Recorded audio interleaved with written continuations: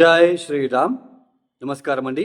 2025 October మాసంలో మేష రాశి వాళ్ళ మాస ఫలితాంశాలు ఎలా ఉన్నాయో తెలుసుకుందాం.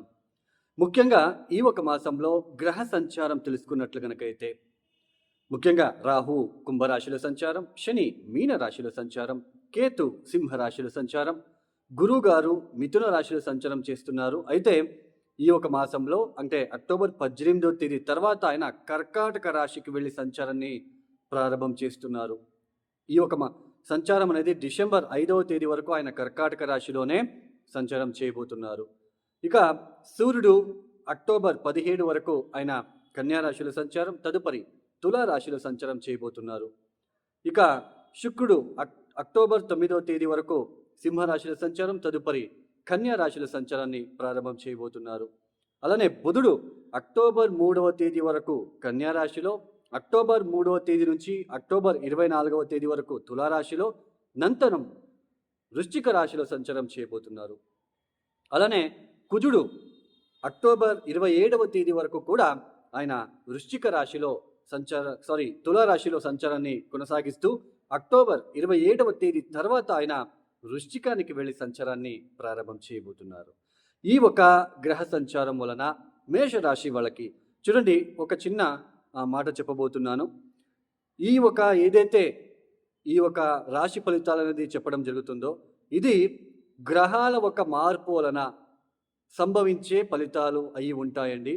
ఫలానా రాశి వాళ్ళకి ఇలాంటి సిచ్యుయేషన్ ఏర్పడబోతున్నది, ఈ గ్రహం మారుతుంది, ఇలాంటి ఫలితాలు ఉంటాయి అని చెప్పడం జరుగుతుంది. ఎవరి వ్యక్తిగత జాతకాన్ని కూడా ఇక్కడ చెప్పడం లేదు.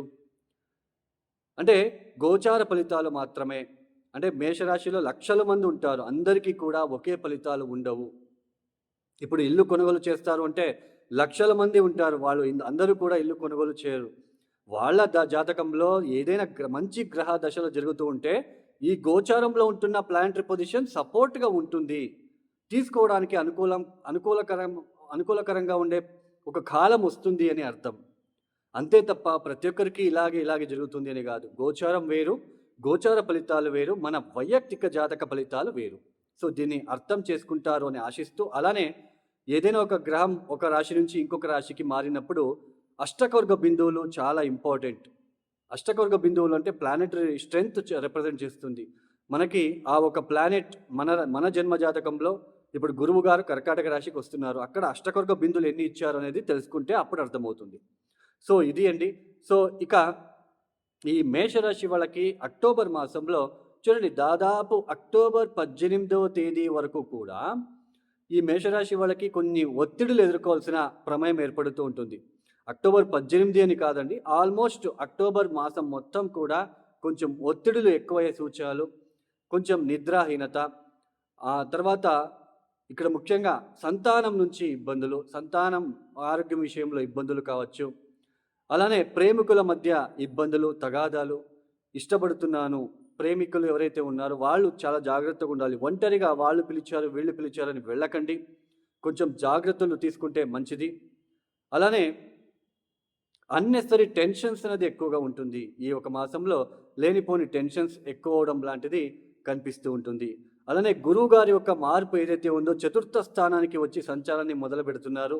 ఇది కాస్త ఉద్యోగంలో ఎక్కువ పని భారం పెరిగే సూచనలు ఎక్కువగా ఉంటాయి. అలానే ఇల్లు మారడం లాంటిది, ఇల్లు అంటే మీరు వాసిస్తున్న ప్లేస్ చేంజ్ అవ్వడం లాంటిది, ఉద్యోగంలో లేక మీరు ఏదైనా ప్రమోషన్ కోసం వెయిట్ చేస్తూ ఉంటే ఇష్టం లేని ప్రాంతాలకి ప్రమోషన్ లేదా ట్రాన్స్ఫర్ అవ్వడం లాంటిది, ఇలాంటి ఒక సిచ్యుయేషన్ ఈ యొక్క మేషరాశి వాళ్ళకి ఈ ఒక మాసంలో చూడవచ్చు. ఇంటా బయట కూడా ఒత్తిడి ఎక్కువ అవ్వడం లాంటిది, అలానే మానసిక ఒక ప్రశాంతత తగ్గడం లాంటిది, టెన్షన్స్ పెరగడం లాంటిది, ఇవన్నీ కూడా కనిపిస్తూ ఉంటాయి. అయితే కొత్తగా ఇల్లు కొనుగోలు చేయాలి, సో అలాంటి వాళ్ళకి కొంచెం అవకాశాలు ఉంటాయి. అంటే కొంచెం నేను చెప్పాను కదా, మార్పు అనేది ఉంటుంది. గృహానికి సంబంధించిన విషయాల్లో మార్పిడి కనిపిస్తూ ఉంది. అలానే జాబ్కి సంబంధించిన విషయాల్లో కూడా కొన్ని మార్పులు అయితే కనిపిస్తూ ఉన్నాయి. కొంచెం దూరపు ప్రాంతానికి వెళ్ళి మీరు జాబ్ చేయవలసిన ప్రమేయం కూడా ఈ ఒక మాసంలో కనిపిస్తూ ఉంటుందనే తెలుసుకోవచ్చు. ఇంటా బయట కూడా కొంచెం ఒత్తిడి ఏర్పడుతూ ఉంటుంది. సో నెగిటివిటీ అనేది కొంచెం డిస్టర్బెన్సెస్గా మీరు ఫీల్ అవ్వడానికి ఛాన్సెస్ ఉంటుంది.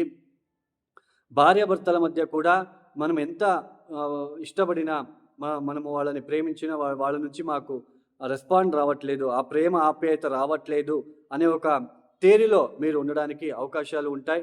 అలానే కొంచెం అన్నెసరీ టెన్షన్స్, లేనిపోని ఫ్రెండ్ సర్కిల్ పెరగడం లాంటిది కూడా ఇక్కడ కనిపిస్తూ ఉంటుందనే తెలుసుకోవచ్చు. కొంచెం గురుగ్రహ మార్పు వలన ఉద్యోగంలో స్ట్రెస్ పెరుగుతుంది, పని భారం పెరుగుతుంది, ఒత్తిడులు పెరుగుతాయి, ఇంట్లో ప్రశాంతంగా ఉండలేకపోతూ ఉంటారు, మానసికంగా ఇబ్బందులు పడుతూ ఉంటారు, కొంచెం డిస్టర్బెన్సెస్ అనేది కనిపించడానికి ఆస్కారాలు ఉంటాయి. ప్లేస్ చేంజ్ అవుతూ ఉంటుంది. ఈ ఒక సమయంలో ప్లేస్ చేంజ్ అవ్వడానికి ఛాన్సెస్ ఎక్కువగా కనిపిస్తూ ఉంటుందనే తెలుసుకోవచ్చు.